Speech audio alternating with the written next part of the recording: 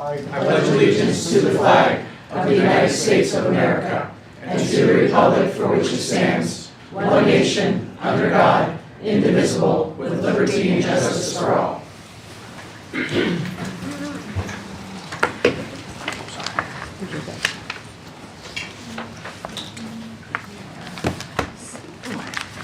Okay.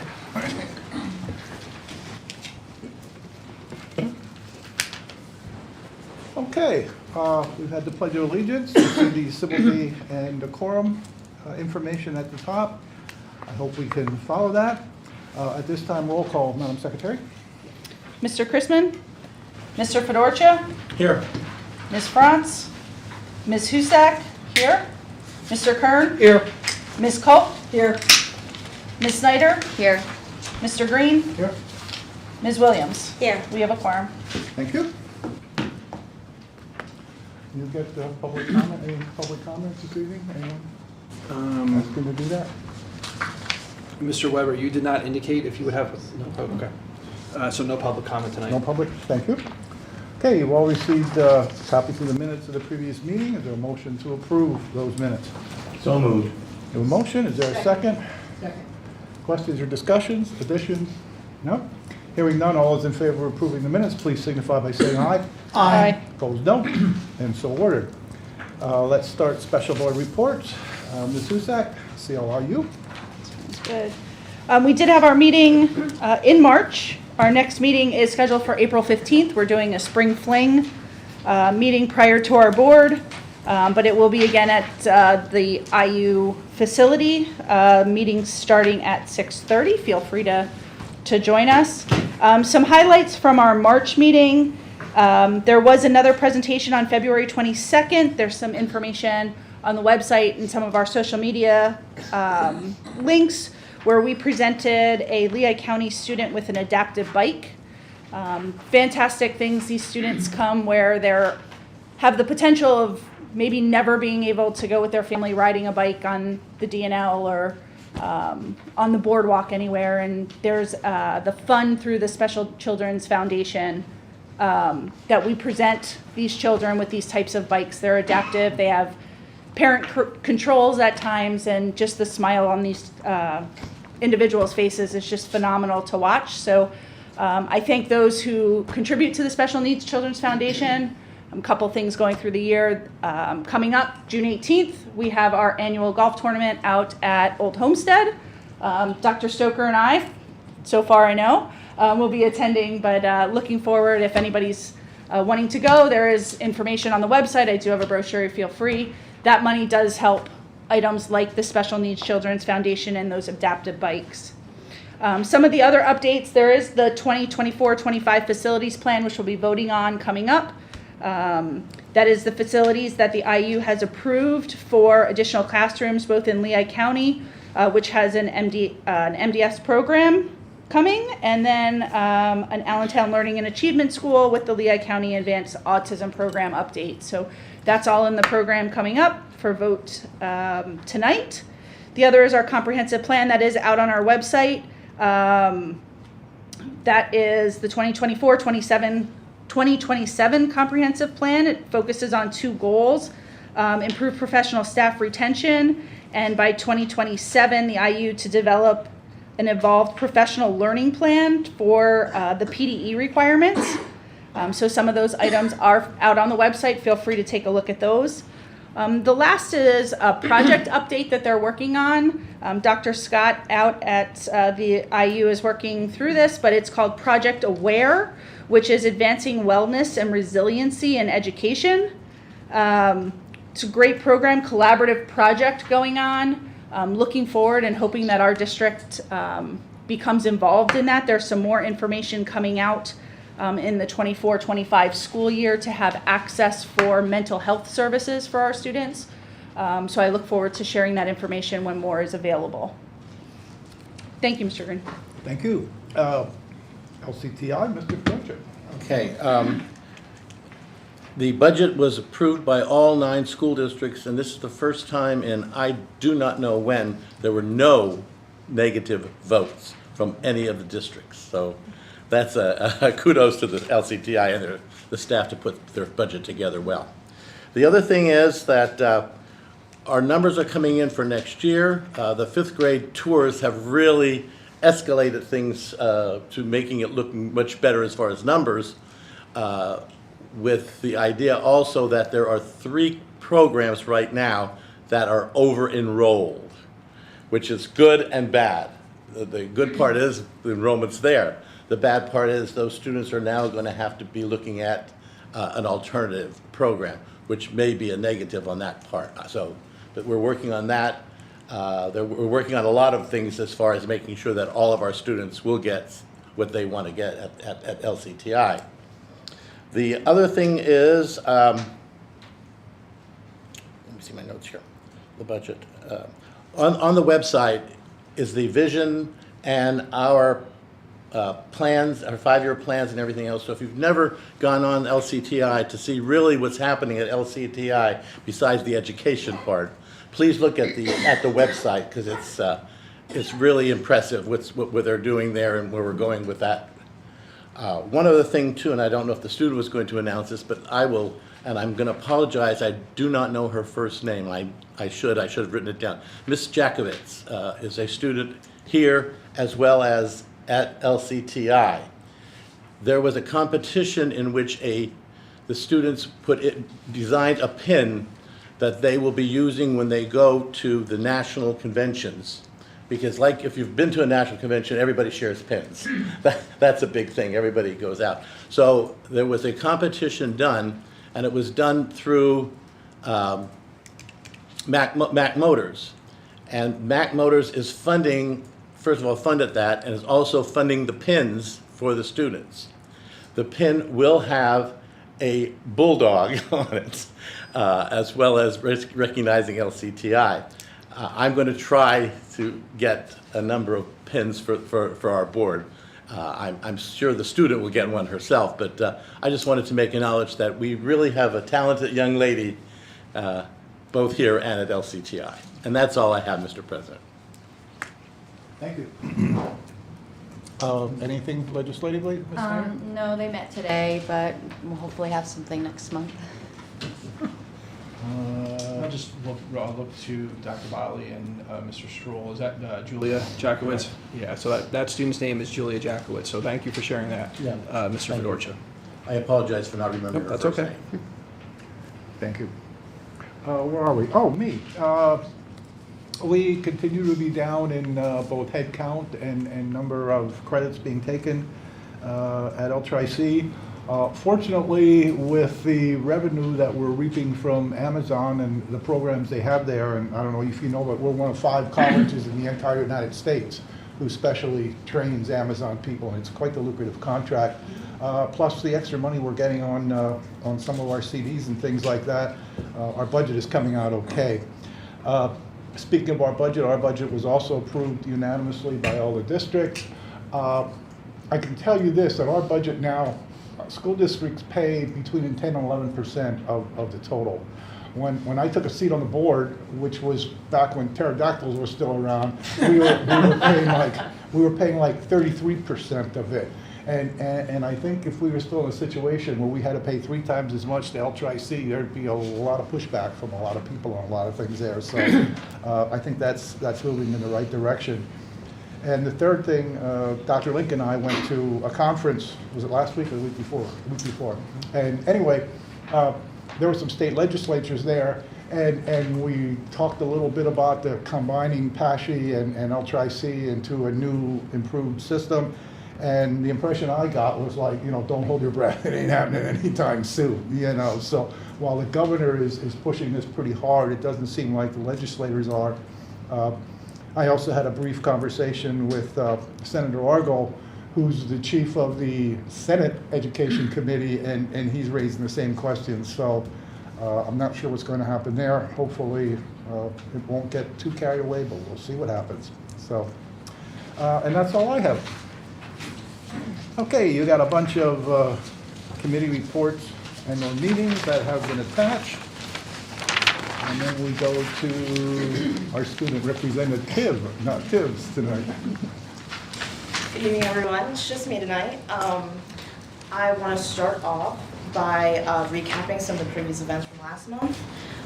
Footloose, the musical that we put on, it was a hit. You know, it sold out all 4 nights, and the audience really enjoyed, you know, Theater Kids' spectacular performance. Spring Dance, held by Student Council, it was a really good success. Students had a great time dressing up and dancing with their friends. And the Spring Pep Rally, I think this is like by far one of the best ones I've witnessed. A lot of students and teachers participated in the games that we held. And that is it for the recap. Now on to this month's events. Senior Junior Prom is on Saturday, April 27th at Twin Lakes. Student Council is holding Spring Blood Drive on Thursday, April 11th from 8 a.m. to 1 p.m. in the high school gymnasium. The Career Fair is Friday, April 19th. Palmer Township Police Department will be bringing their K-9 unit for performance and demonstrations from the dogs to the students. On Friday, April 5th, PA Career Link hosted a job fair workshop for seniors only to prepare them for the senior job fair in May. National Honor Society will be taking a trip to Six Flags on Monday, April 22nd. The high school art students are participating in the Women's Club of Slatington art contest. Students have submitted 33 pieces to be judged in the categories of 2D, 3D, fibers, photography, and poetry. Winners will be announced at an open reception on Monday, April 15th from 6:30 to 8 p.m. At the Slatington Public Library. End of the third marking period was on April 2nd. On April 16th, the high school will be having a motivational speaker, Tony Hoffman, to speak to the students about drug addiction and mental health. LCTI's Nathan Farmer won 3rd place in PA's FCCLA State Leadership Conference for PA meal planning. Ronald Verba participated in LCTI's FBLA competition and won 2nd place in regionals. Tonight he will be competing for states, so we want to wish him good luck.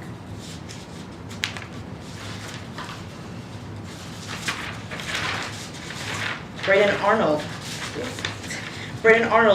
was one of the 2 gold medalists in LCTI Skills USA competition for motorcycle repair. He will travel to Atlanta, Georgia to compete in the USA National Championships for the 2nd time. We wish him a very good luck. Now on to the sports report. Softball is 1-1 in their leagues and 2-2 overall. Baseball is 1-2 in their leagues and 1-3 overall. Boys track is 0-2 and girls track is 2-0. I have one more thing that I was not able to write down. It is in an email though. Aubrey Pollard was named Times News and Lehigh Valley Network Athlete of the Year, and the Morning Call named her first team. That's all I have tonight, and thank you. Thank you. Thank you. Thank you. Any questions? No? Thank you very much. Solicitor's report, attorney? Yes, just very briefly, last month, mid-March, the United States Supreme Court reviewed whether or not public officials can be sued for blocking users on their social media page. And it's pages that are particularly tied to both personal as well as public information. There was a city manager who didn't like what an individual was posting about work-related matters on his social media page, so he deleted the comments and blocked that individual from commenting on his profile. That individual sued the city manager, claiming that the city manager was violating his First Amendment rights. So what the court did was they kicked it back down to the circuit court, and the circuit court needs to review whether or not the official's social media activity constituted state action. So if the official had actual authority to speak on a particular subject and he purported to exercise that authority in the relevant posts, then you could be sued for under a First Amendment claim. If it is purely personal, and you're not acting in your official capacity, the lawsuit could probably get kicked out. So we'll keep you posted on that, but I think that's pretty important for school board members. Any questions? All done? Mm-hmm. Thank you. Okay. Where are we at? Ms. Malatoris? Thank you. Last Tuesday evening, we gave our kind of second look at our 24-25 budget during our Finance Committee meeting. Currently, our budget is short $1.28 million. However, of that $555,000, administration is recommending using fund balance for one-time purchases. And those one-time purchases are things such as technology upgrades, some of the offset to the new ELA program we're looking at bringing into the district, our feasibility study, bond payments, and we also are using some of our money set aside for PCERS and medical health increases. After we take off the $555,000, we're still district short $725,000.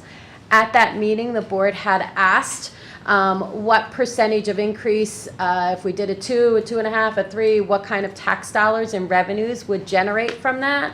A 2% increase would realize additional revenues of $351,000. 2.5% would be $438,800.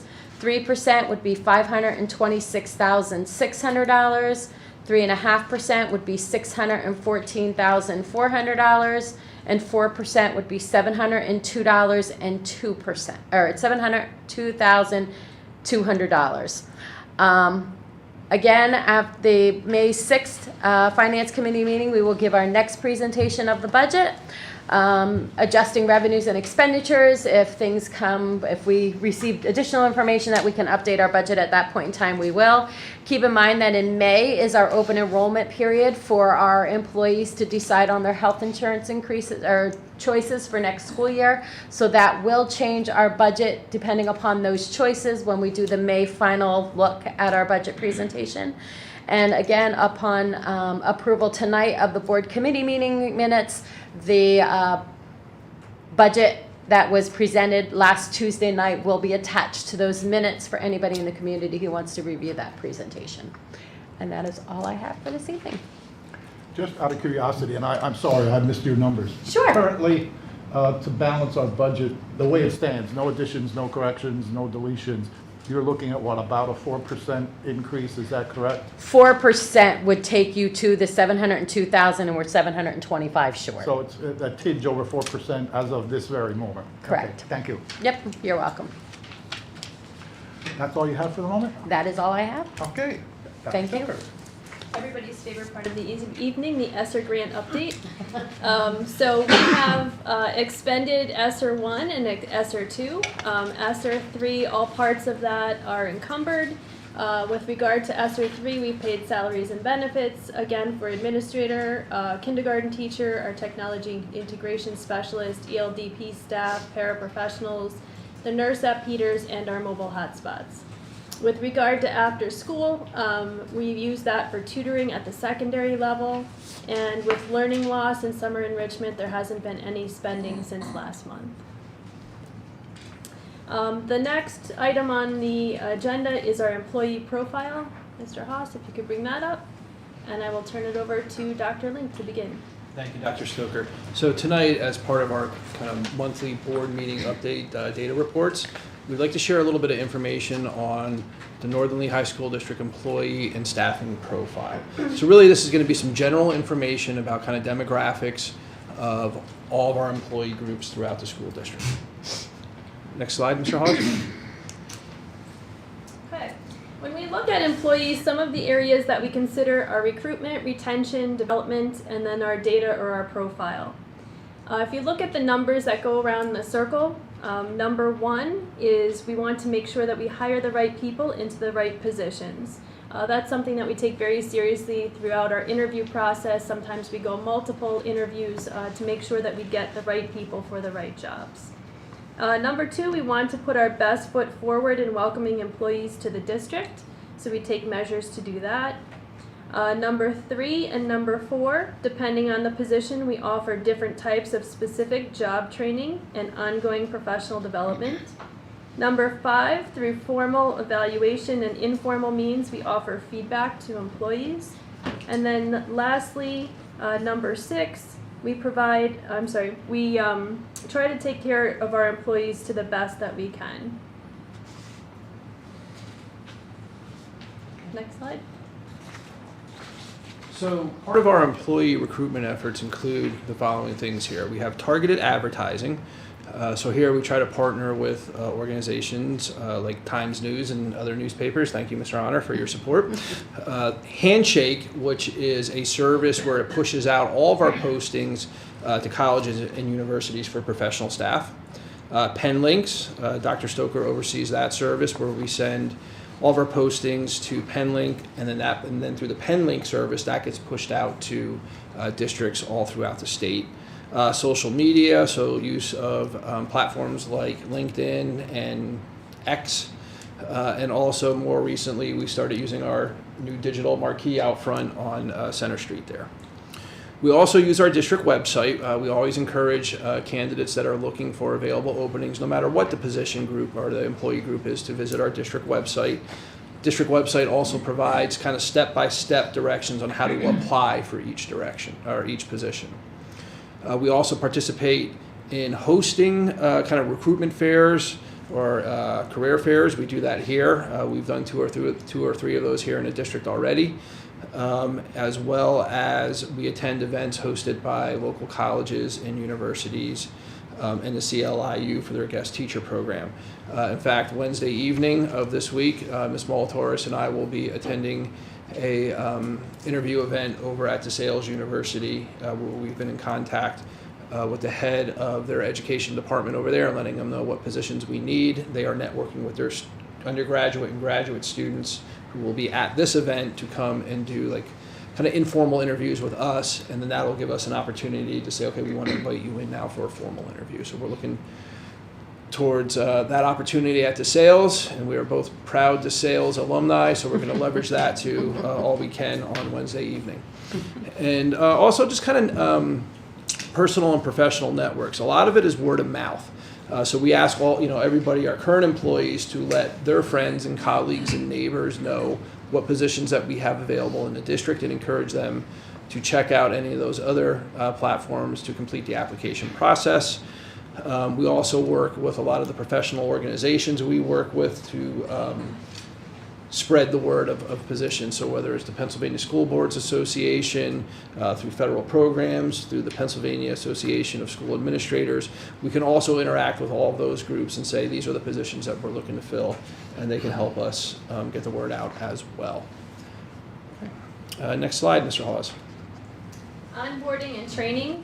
Our team works together to welcome, onboard, and provide professional development to new employees. And this is something that we're constantly talking about and constantly trying to improve. Our superintendent's office, you see at board meetings welcoming any of the employees who are approved at board meetings. There's a welcome letter that goes out, and then Dr. Link is always walking around in our buildings and checking in classrooms and welcoming our new employees. Our business office sits down with new employees, talks about salary, benefits, making sure that they have all the paperwork and clearances that they need, and just going through the general onboarding and support process. Our technology department ensures that everybody that needs to have a device has a device, and then provides any assistance to make sure that they can get onto the platforms that they need to, and supports them in that way. Our operations department makes sure that all of new employees have their IDs, fobs, and that their classrooms or office spaces are equipped with what they need to have in them. The assistant superintendent's office, curriculum office, and special education, we handle induction, mentors, making sure that they have resources and any guides that they need, especially within the teaching department. Food service, Mrs. Fink specifically onboards the employees within her department, but then also branches out to all of the employees in the district if there's anybody that wants to go down and get meals for their lunches and things like that. Principals, school staff, department leaders, and safety and security provide tours, ongoing support. We'll have individual conversations with regard to ALICE drills, safety drills, and just really help with any specific area that we're providing feedback and saying, hey, I would like to learn more about this. So really it's a team approach to making sure that we onboard and train everybody as soon as they come on. Next slide. Okay. So reasons why employees come to and stay at NLSD. This is information that we have received back, or feedback we have received from our current employees, plus also looking at the data that we are able to warehouse for many, many years and review as part of this presentation. So growth opportunities. Growth opportunities, we're considering things like we've had support staff employees transition into professional staff employees. So an example of that would be an instructional assistant who becomes a classroom teacher. We've actually had a custodian become a classroom teacher. So there are pathways forward for advancement for our employees. We've had professional staff in skilled maintenance transition into administrative staff roles. We've had SPOs transition to become our current chief of police. We've had assistant principals advance into principal positions, and we've had principals advance into district office administrator positions. And we've also had administrative assistants transition into coordinator positions. So we're trying to provide opportunities for our people to advance to kind of the next level within our district. Collaborative culture, opportunities for employees, parents, and community members to engage in committees or provide survey feedback. Teachers are invited to join interview panels and curriculum selection committees. Students are engaged in building level groups such as student council, board representatives, or various extracurricular groups to ensure that their voices are heard or to advocate for their classmates. Sense of community. We have employees in each group that have been here, in some cases, for their entire career, or have graduated from Northern Lehigh School District and then returned to work for us, or they help actively recruit community members to apply for positions here.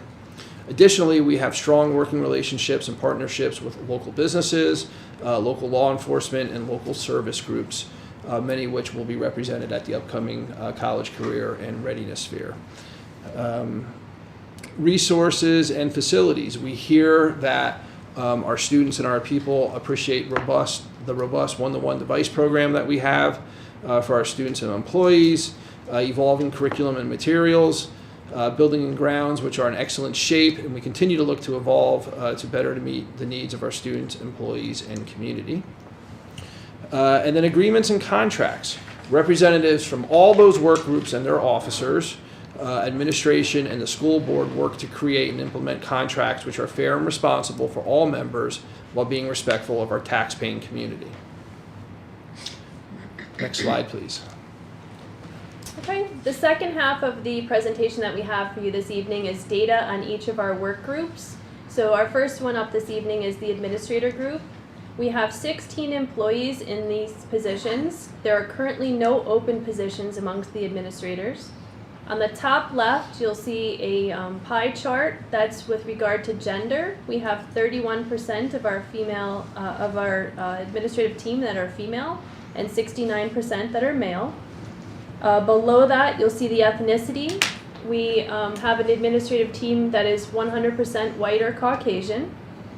The average age of our administrative team is 47. On the top right, where you see the green bars, that's broken down into 10-year age brackets. So we do not have anyone from the age of 21 to 30. We have 2 administrators from 31 to 40, 9 from 41 to 50, 5 from 51 to 60, and none from 61 to 70. The average years of service from PSERS is 16 years. On the bottom right, again, you'll see those brackets. For 0 to 10 years experience, we have 4. From 11 to 20 years of service, we have 6. From 21 to 30 years of service, we have 6. And from 31 years to 40 years of service, we don't have any. In the bottom, with the purple graph, you'll see the highest degree that our administrative team has achieved. We have 12% of our team with associate's degrees, 19% with bachelor's degrees, 50% with master's degrees, and 19% with doctorate degrees. It's also important to note that we have 3 of our current administrators working towards additional degrees at the doctorate level. Okay, next slide. Okay, up next, similar slide to the previous one, but this work group being represented here are our administrative assistants. You'll see that we have 20 employees in this group and currently no open positions. Starting over on the top left, for gender, you'll see that 30% of these employees are male and 70% are female. For ethnicity, we have 5% who are Hispanic and 95% who are white or Caucasian. Top right, for age brackets, you'll see, in the center, you'll see that 46 is the average age of this employee group. And in the age brackets on the top right, we have 1 that fall within the 21 to 30, 6 within the 31 to 40 age group, 2 within the 41 to 50 age group, 10 in the 51 to 60, and 1 in the 61 to 70. For years of service, you'll notice that this age group, the majority of the people in this work group are closer to the beginning of their career here in Northern Lehigh than they are towards the middle or the end of it. So we have 14 that are in that 0 to 10 years of experience, 3 that are in that 11 to 20, and 3 in that 21 to 30. And of course, our goal is to keep them transitioning from kind of one age bracket to the next here, because we like when our employees stay with us and continue to support our students and their families. Okay, next slide, please. For this slide, we're looking at teachers and permanent substitutes together. That encompasses 128 employees. We currently have 1 permanent substitute position available. With regard to gender, 66% of teachers and permanent substitutes are female, while 34% are male. Below, the ethnicity is 97% white and Caucasian, 1% Hispanic, and 2% Black and African American. The average age of this group is 42. On the top right, you'll see the breakdown for those age brackets. We have 12 that are between 21 and 30. We have 46 between 31 and 40. We have 35 between 41 and 50, 25 between 51 and 60, and 10 between 61 and 70. When we look at their PSERS years of service, it averages 14.5 on average. And you'll see in the bottom right, the orange bars. From 0 to 10 years, we have 47. From 11 to 20 years, we have 46. From 21 to 30 years, we have 29. And from 31 to 40 years, we have 6. In the middle of the slide at the bottom, it's a little bit different the way that we pictured this. It's actually a stacked bar graph because we have employees that are at bachelor's or bachelor's plus 24 credits, master's, and then on top master's plus 24 credits, or a doctorate, and that's just because their contract reads that way. So if you look at that first bar, we have 12% at the bachelor's, 17% with bachelor's plus 24 credits, for a combined bachelor's degrees at 29%. Same in the middle, master's degrees at a total of 71%, and then 2% at doctorate degrees. It's important to note too, within the teacher and permanent substitute group, we have 5 of our employees currently working on internships to advance their skills. 2 are working on doctorates. Next slide. Okay, next we have our paraprofessionals and health room assistants. In this work group, we have 47 employees. We have 1 English language department program para-educator opening. Interviews for that began this afternoon. We have 2 special education para positions open, and we have 1 office para-educator position open. We also have 3 cafe and hall monitors open throughout the school district. Top left, you'll see for gender that 6% of this group are male, with the remaining 94% being female. Under ethnicity, we have 4% which are Hispanic and 96% which are white or Caucasian. For the age brackets, you'll see that the average age for this group is 47 years, 3 in the 21 to 30 age group, 14 in the 31 to 40, 11 41 to 50, 14 51 to 60, and 5 61 to 70. For years of service in this group, again, you'll see that it's weighted towards para-educators, paraprofessionals, and health room assistants that are closer to the beginning of their career here with us than they are towards the end. And that is 35 in the 0 to 10 years of service, 9 in the 11 to 20, and 3 in the 21 to 30. And this is, again, a group that we want to retain those people because the better they know our students over the years, the better they're able to support our students in the community. Okay, next slide, Mr. Hawes. Our next group is our custodial and maintenance staff. There are 21 employees that comprise this group. There are no open positions currently. There are 48% of that group that are female, 52% that are male, so pretty evenly balanced. With regard to ethnicity, 5% are Hispanic and 95% are white or Caucasian. The average age for this group is 50. Again, you can see up the top right, the bar graph. So this group is a little bit older than some of our other groups, but next you'll see 8.1 average years of service, so they're newer to the district, so beginning their employment with us. And again, you'll see the years of service bar graph in orange at the bottom right. There are also 4 members of this group that are working on licenses or advanced certification, including licensed electrician, certified HVAC tech, water testing license, and pesticide license. So advancing with regard to licenses and additional certifications that they've gained. Okay, next slide, please. Okay, and our last work group, which we are going to share some data on this evening, is our food services department. Here we have 21 employees. We have actually a recently filled cook's helper position is open. However, we are in need of substitutes here, especially we have one employee who's going out on a long-term leave, so we're looking to find someone to come in as a substitute into that position. Here, the gender breakdown is 6% male and 94% female. Ethnicity, we are 100% white or Caucasian in this work group. Average age is 47 years. With the age groups breaking down as follows: 2 in the 21 to 30, 3 in the 31 to 40, 9 which are 41 to 50 years old, 3 in the 51 to 60, 3 in the 61 to 70, and 1 in the 71 to 80 age group. Years of experience, again, most of the employees in this group are newer employees to the district with 18 in the 0 to 10 years of experience, 2 in the 11 to 20, and 1 in the 21 to 30. Average years of service is 5.4, and it's important to note that every building has at least one employee which is qualified in the Serve Safe certification, which is required for each kitchen. So we always ensure that each kitchen has at least one that is certified Serve Safe, can oversee the rest of the employees, as well as our Director of Food Services, Mrs. Fink, is also certified in Serve Safe.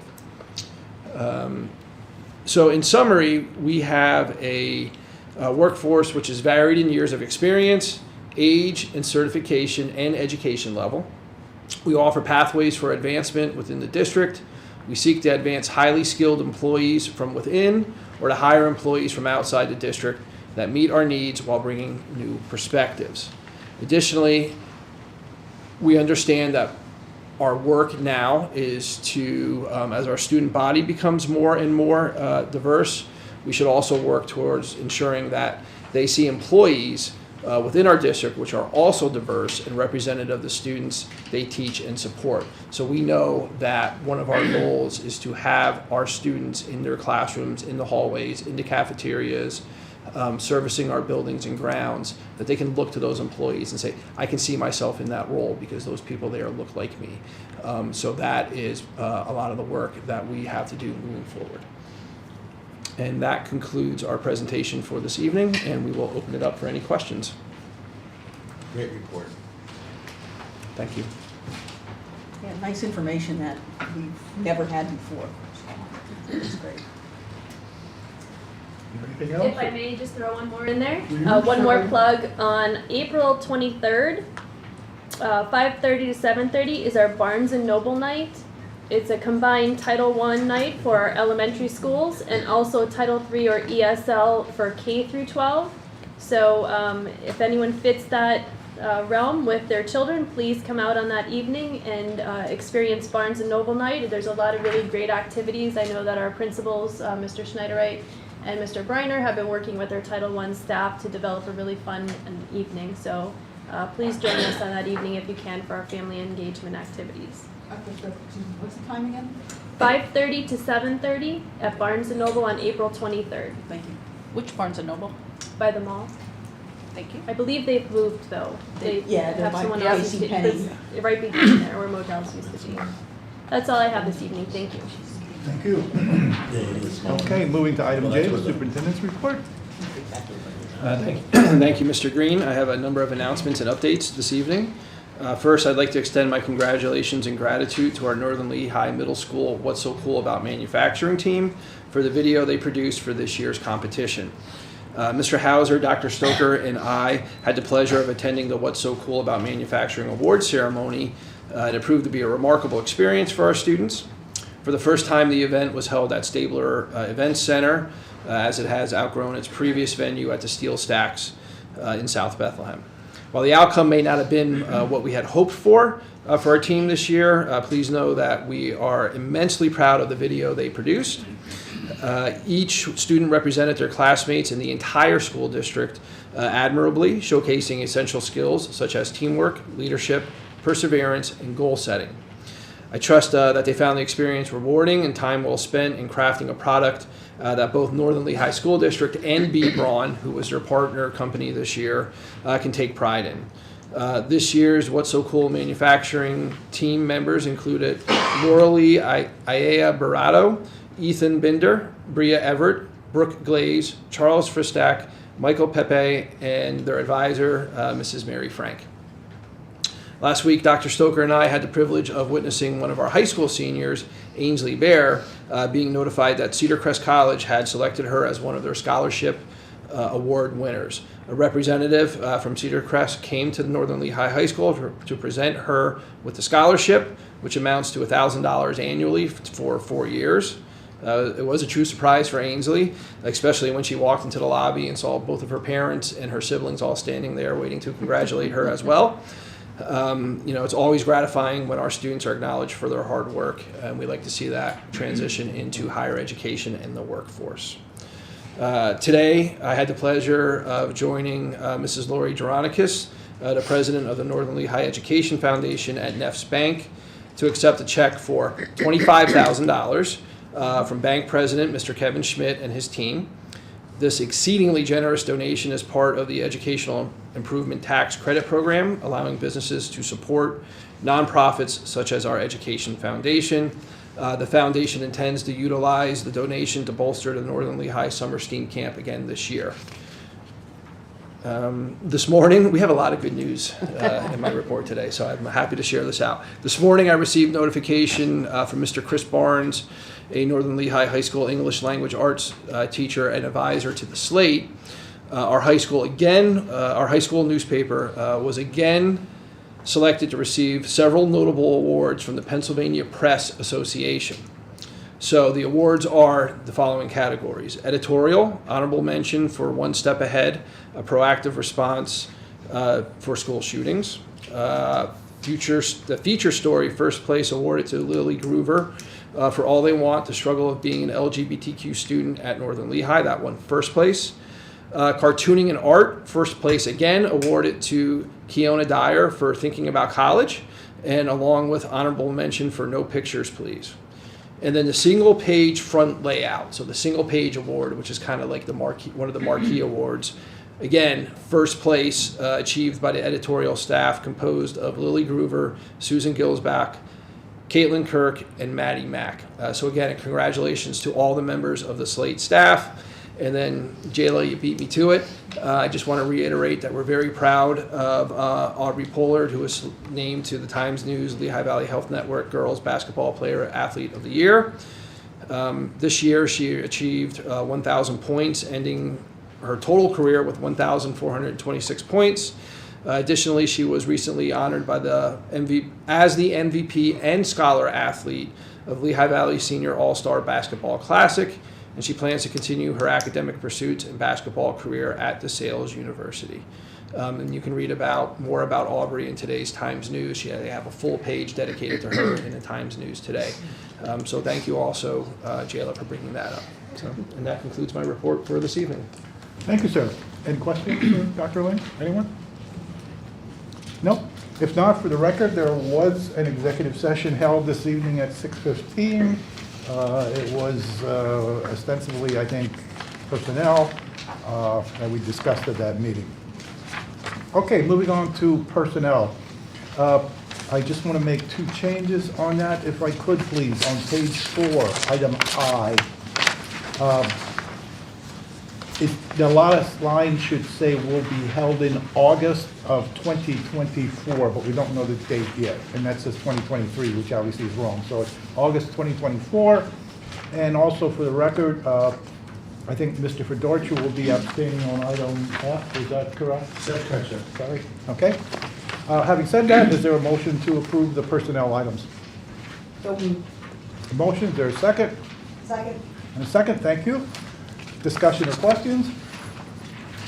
Hearing none, all those in favor signify by saying aye. Aye. Those opposed, no. And Gary, for the record, you are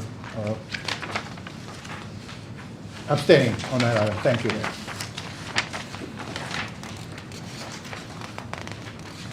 Okay, we're on to page 4, policy. You have a couple policies there, A and B. Is there a motion to approve the policy items, please? So moved. Motion, is there a second? Second down here, Gary, thank you. Any discussion on the policies? I think we reviewed them at our meeting, so all those in favor signify by saying aye. Aye. Those opposed, no. And so ordered. I have nothing under conferences. Curriculum and instruction, we have a couple items there, A to E. Is there a motion to approve curriculum and instruction? So moved. Motion and second. Thank you. Any questions on any of those items? Hearing none, all those in favor signify by saying aye. Aye. Opposed, no. And so ordered. I have no old business. Mr. Green, excuse me. Yes. I just wanted to say another thank you to Dr. Stoker for having our teachers' preparation, the interns coming here. It's a great way to have that collaboration and hopefully get some teachers in our district. Sure, we'll be getting in quite a few this year. That's a good thing. Thank you. Thank you, Donna. Where are we? New business. Yes, we have one item under new business. Or motion to approve item A, please. So moved. Second. Motion and a second. Any questions on that? Now, all those in favor signify by saying aye. Aye. Those opposed, no, and so ordered. May 31st, graduation. Hopefully, we'll see that in the Times News. Thank you. Okay, under financial, we got a whole bunch of things there, starting with A and going to I. Is there a motion to approve financial items? So moved. Motion, is there a second? I'll second. A second, thank you. Any questions on financial items? Hearing none, all those in favor signify by saying aye. Aye. Opposed? And so ordered. Under legal, we have expulsion hearing waiver approval. Is there a motion to approve the expulsion hearing waiver? So moved. Thank you. A motion, is there a second? Second. Second, thank you. We can't discuss that, so all those in favor of accepting the waiver, please signify by saying aye. Aye. Opposed, no. And so ordered. I have no correspondence. Do you have anything? Mr. No. Sec? No, thank you. Couple of information items on there. For your information, again, that's why they're information items. Any guests that would like to be recognized this evening? Anyone? No? I just want to throw this out. It's early, and I think, let me just check here. Give me 1 second. I'm sorry. Apologize. In July, okay? We don't have a regularly scheduled meeting. I would like to call a meeting in July to do the superintendent's annual evaluation. And I guess I'm looking around at this point. July 4th is on a Thursday. That's a big week. If you can let me know, whether you would prefer July 1st, the first Monday, or July 8th, the second Monday. And if you have a conflict, I understand that. I'm just trying to give a little bit of advance notice and try and get as many people here for that as we can. So take a look at your calendar. If you have a problem with either the 1st or the 8th, please let me know before we call the meeting. Thank you. Any other business that needs to be attended to? No? Hearing none, is there a motion to adjourn? So moved. Motion by Mr. Fedorcha, is there a second? Second. Second, thank you. All those in favor of adjourning signify by saying aye. Aye. Opposed, no. And we're finished. That was New York.